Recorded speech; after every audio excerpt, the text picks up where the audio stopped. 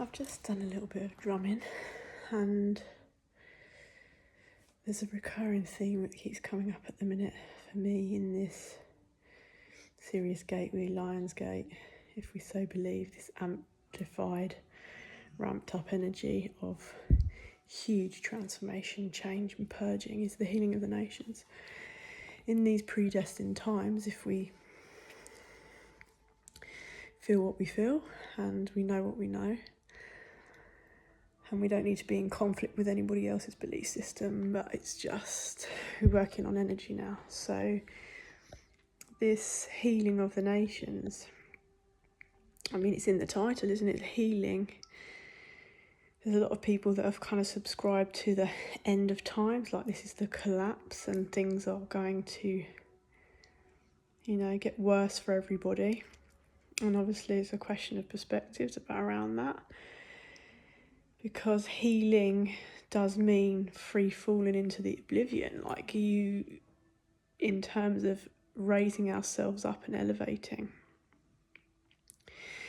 If we imagine the roller coaster, you're going up to the top and you're overcoming all of these conflicts, disagreements, sort of things that pop into the psyche, repetitive patterns. Self-sabotage is a theme that's coming up for a lot of people, sort of spiralling into a place where you pit people off against each other, where you are divisive through race or through sex or through whatever ways you're working on a very physical plane. It's not soul level. If we're still talking about all that stuff, and I'm not denying the history of the physical realm, but if we're still operating without reference and connection to soul, I'm not. I won't be able to sort of like be around that too much, because it doesn't make sense to me anymore as part of the healing of the nations, part of this collective expansion. And a bit out of breath because there's just a lot going on, and many people might be feeling the fatigue, might be feeling from some of the feminines around me and through other feminines that have spoken to their sisters, is the big emotions are coming up, big purge, big reflections of how we want to be consciously and intentionally moving forward, because there's a review of our lives, or life review, however anyone wants to see that. Whether people are taking that day by day or they're just having big revolutionary visions, dreams at night, revealing deeper messages of wisdom from our soul. So that soul language is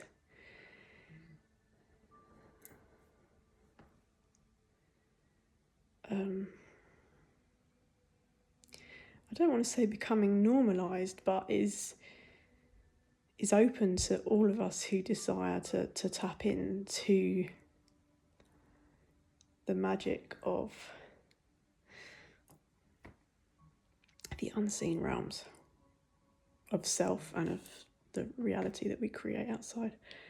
And I think there's a lot of, I'm trying to struggle, and this might be a bit slow for people and a bit jibber-jabbery, but I usually know that something's channeling or something's going on when I can't flow freely with my words or my brain, because things have yet to land.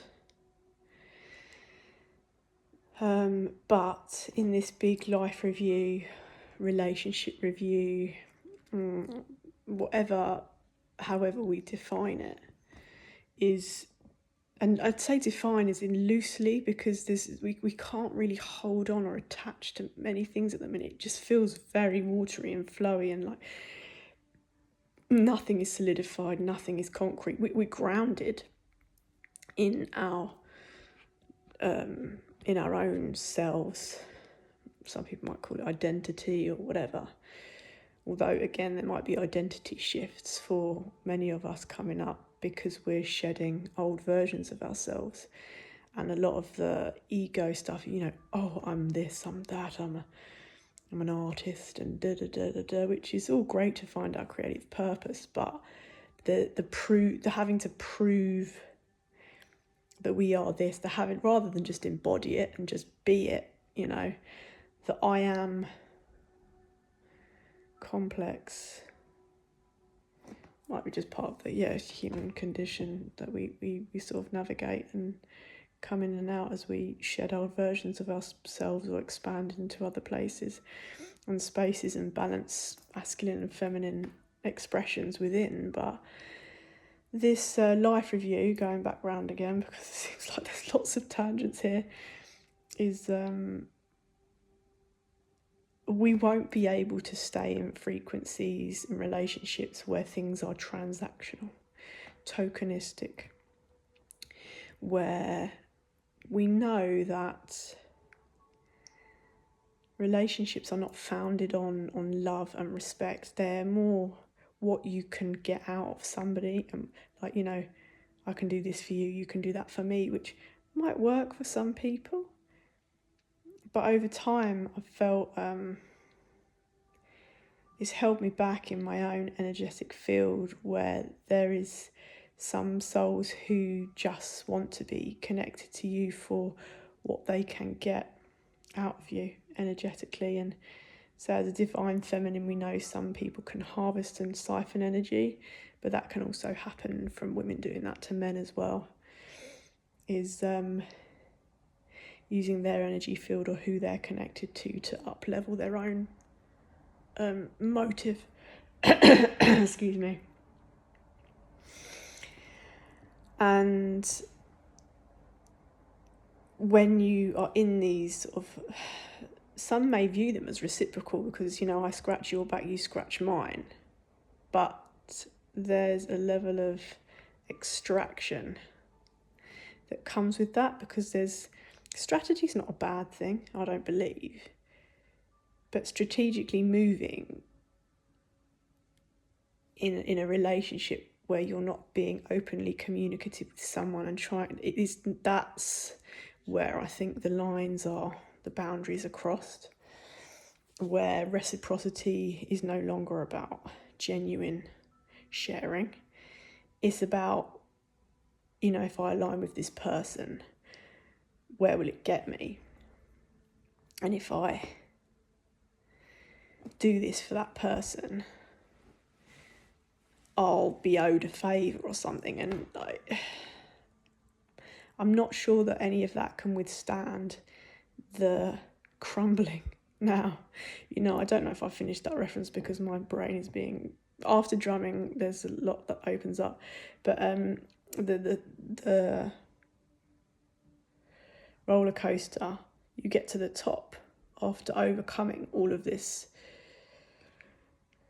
challenge and heaviness, and then you drop, and in that drop the momentum changes, the free fall, there is no, and we don't know how we're going to feel as we come back down. And whether we call it a reset, recalibration, identity shift, or I don't know, many things, is if it's not pure and true right now, it's not going to last. And so the more we grab hold of things through fear, because fear is not real. I believe in terming things or feeling things in the body. You might get, nervous or apprehension, or feel flutters in your tummy or your heart. But all these words that are so weighty and chunky and meaty and weigh us down, a lot of them is just an illusion, because we've got everything we need inside to overcome. And that also means rooting and grounding in a 3D reality, where we can't live in an illusion of, can't live off thin air. Ultimately, there might be a point where many of us do, as some will say, breatharian or whatever, but I'm talking about financial structures and interfacing with a world where we are free to move, where money is simply an energetic currency, and sharing that is part of how we interface. And also, like, we can't grab hold of anything anymore because there's a stagnation that is being released collectively. And when things are mine and you hold on and all this stuff is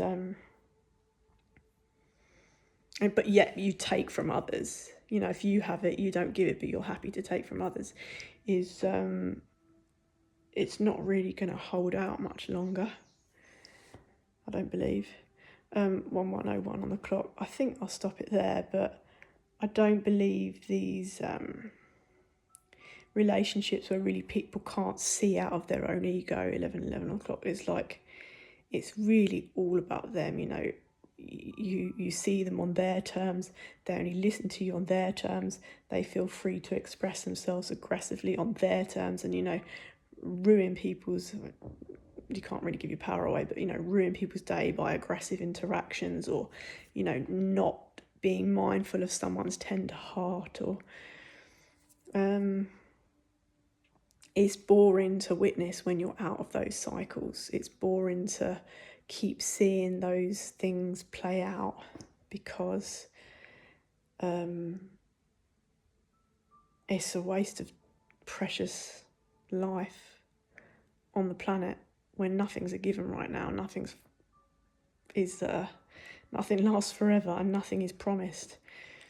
We each have a destiny, I believe, and a lot of us are connecting to many things through the ethers, through spirit, because we're trusting ourselves more, because it's easier to talk about the unseen realms and spirituality compared to what our ancestors went through, even if they were incredibly tapped in and beautifully wise in ways. It's not like that was freely shared because of the judgments around telepathy, intuition, plant alloys, herbal knowledge, and everything that is now rising again as the go-to preventative living, preventative health measures, and just healthy connections to the elements and earth and nature as a form of healing before things can manifest physically and emotionally and mentally that are not for our highest good. So I'm going to leave it there, but